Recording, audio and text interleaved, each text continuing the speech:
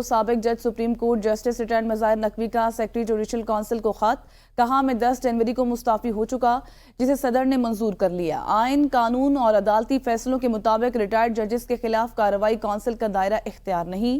Supreme judicial council کا 12 جنوری کا حکم غیر قانونی ہے۔ میں آئینی اور قانونی طور پر کونسل کی اس کارروائی کا حصہ بننے کا پابند نہیں ہوں۔ اس خبر سے متعلق آپ کو بتائیں کہ آئینی اور قانونی طور پر کونسل کی کارروائی کا حصہ بننے کا پابند نہیں ہوں۔ خط میں ایسا کہا گیا ہے۔ سیکرٹری جوڈیشل کونسل کو خط لکھا گیا اور کہا کہ 10 جنوری کو مستعفی ہو چکا، جسے صدر نے منظور کر لیا۔ آئین، قانون اور عدالتی فیصلوں کے مطابق ریٹائرڈ ججز کے خلاف کارروائی کونسل کا دائرہ اختیار نہیں۔ اس متعلق بات کریں گے اپنے نمائندے بشارت راجہ سے۔ بشارت، کہیے گا خط میں مزید کیا کہا گیا؟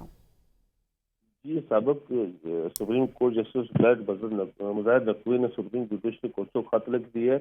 یاد رہے کہ سپریم جوڈیشل کونسل جو ہے وہ اس وقت کارروائی کر رہی ہے۔ کل بھی ایک اجلاس ہوا تھا اور آج بھی اجلاس وہ ہوگا۔ سپریم جوڈیشل کونسل کے چیئرمین جسٹس قاضی فائز صاحب کی صدارت کر رہے ہیں۔ انہوں نے خط میں لکھا کہ کونسل کی کارروائی میرے استعفے کے باوجود جاری ہے۔ میں 10 جنوری کو مستعفی ہو چکا ہوں۔ صدر نے میرا استعفیٰ منظور کر لیا ہے۔